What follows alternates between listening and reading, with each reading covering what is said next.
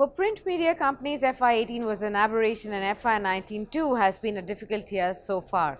Earnings have been downgraded and stock prices have seen sharp correction. However, the segment's misfortune seems nearing to an end, helped by two tailwinds: a 25% increase in the card rates for the government ads as well as softening of newsprint prices.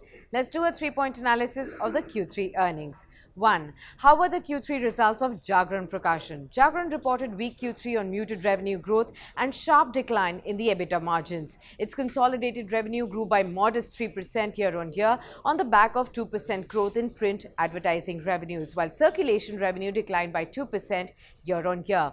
Now, print ad revenues was aided by Nai Dunya, which is published in Madhya Pradesh and Chhattisgarh, which saw a healthy growth on the back of state elections. Circulation revenue declined as the company reduced the number of copies.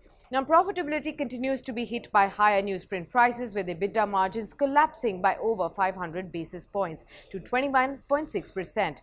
Revenue of radio and digital business grew by 14% and 31% respectively.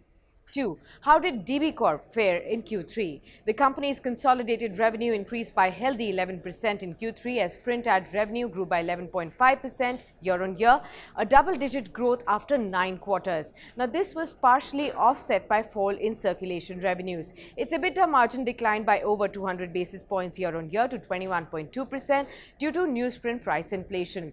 Now, revenue of radio business grew by 39%, while that of digital business declined by 8% year-on-year. 3. What's the outlook on both companies going forward? DB Corp says that the international newsprint prices have come off sharply. They also expect prices to fall further due to capacity addition in Russia and China. However, the benefit of lower prices would accrue with a lag of couple of quarters owing to high cost of inventory as well as locked-in contracts for imported newsprint. Imported newsprint accounts for around 30% of DB Corp's newsprint consumption. As per Jagran's management, now newsprint costs for the quarter were at about 48 rupees per kilogram. Company expects around 15% cost correction. The benefits of lower newsprint costs will be fully seen from Q1 FY20 onwards.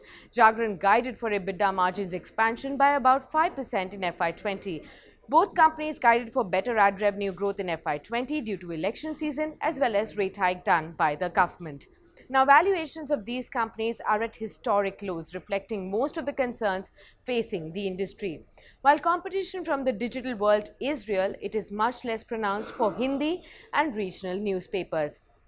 The risk-reward has definitely turned extremely favorable right now. Overall, attractive valuation with upside triggers makes print media companies safer bets heading into an election period.